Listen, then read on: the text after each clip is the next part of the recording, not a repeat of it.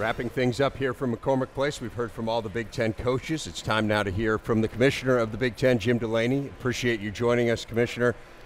We all know what the biggest storyline has been here over the last couple days, so let's get right into the Penn State situation. What are the biggest things you think the conference can learn going forward from Penn State? Boy, there are a lot of lessons, I think, for everybody.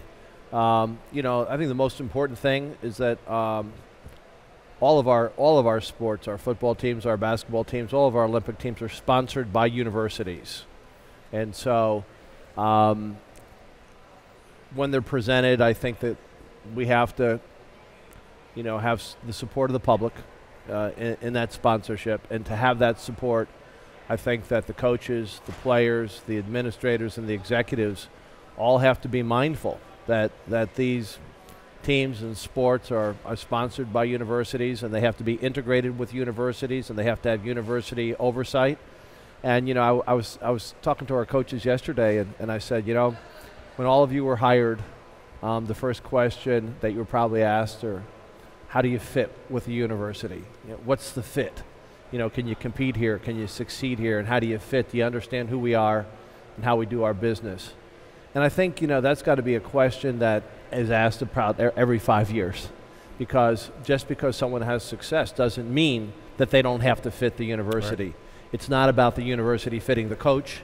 It's about the coach, the team, the program, and the athletic program fitting the institution. So I think that's the lesson that I take away. Obviously, people made big mistakes. Justice is served in a lot of different buckets. So there's a criminal bucket, there's a civil bucket, there's an NCAA bucket, there's a Big Ten bucket. And so that process is not complete, but in some respects, I think we've turned the corner on NCAA and Big Ten sanctions. I think it's going to be competitively difficult for Penn State. But what I'm proud of is really since November, when we first became aware of some of the injuries that have been inflicted by Sandusky and some of the mistakes that have been made by administrators, either omission or commission, that President Erickson, Dave Joyner, and Bill O'Brien have taken the bull by the horn and step by step by step have begun to put in place. And there's not going to be an immediate turnaround. Clearly, there are a lot of recommendations inside the free report. Coach O'Brien has got a lot of competitive challenges. But I think they have the foundation in place to move forward, and we're going to be fully supportive. They're our member. They're part of our family. In a family, sometimes you have to take disciplinary action. We did. But the fact of it is, if they're a member of your family, you embrace them, you love them, and you move forward with them. And I think that's where we are. Along the same lines, Jim, you mentioned yesterday that the conference office is developing a document. Yep. You called it Making the Lines Brighter, clarifying people's roles on campus. President Mason mentioned the same document to us on Monday on our show.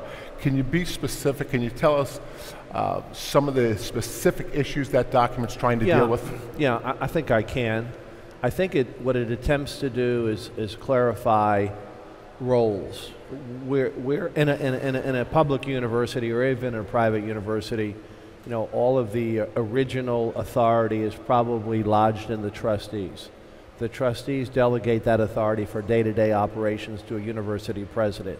That university president should give the necessary authority and responsibility to the athletic director to execute those policies.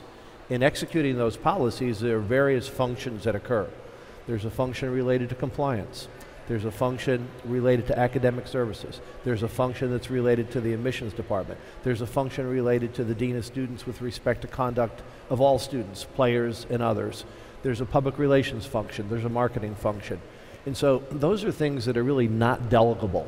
Those are things that are not in the purview of the coach. What does the coach do? Right. He hires his staff. They recruit. They recruit under Big Ten rules. They recruit students to fit the institution. There are normal progress rules. So each individual is responsible for executing those policies. And what we've tried to do is make it clear that there's an alignment of authority and responsibility as you move from the original point of the authority, whether it's a board of trustees, board of governors.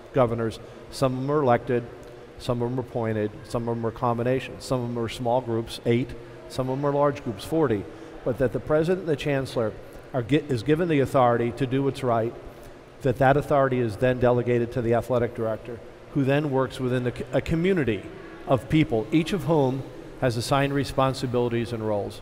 And so what happens a lot of times, and it doesn't happen early in a coach's career, but it could happen a little bit as they accumulate celebrity. Coaches are aggressive. We want them to be aggressive. They're great guys. Competitors are always great guys. They're fun to be around. But the reality is that there are lines and there are sets of responsibilities. And some issues and authority can be delegated to them to do their job, to recruit, to put strength and conditioning together. Obviously, academic support and advisors is not under the purview of the coach. It's under the purview of the institution. Compliance reports to the athletic director, does not report to the coach. Compliance doesn't have to meet the approval of the coach. The coach doesn't hire compliance. The coach doesn't hire academic services. The coach doesn't tell the dean of students what to do on disciplinary matters. The coach operates his or her program within the parameters of the institution's authority and responsibility delegations and in compliance with the rules. And you know, it's a very competitive environment, and a lot of times one coach will look and say, well, I see that guy over there, he's got his program. Everybody's, what's the word they use? All in. Right. What does all in mean? Does that mean that everybody's all in for the successful football team regardless, or does it mean all in except for those authorities, responsibilities that are retained by the institution in order to protect the institution? Jim Delany, Commissioner of the Big Ten. Obviously wish we could focus on some other topics, but we'll do that as the season continues. This has been the story that's been front and center. Sure. We really appreciate you understand clarifying the Big Ten stance and what's going to happen here going forward. Jim Delany, Commissioner of the Big Ten. Thank you, guys. Appreciate it.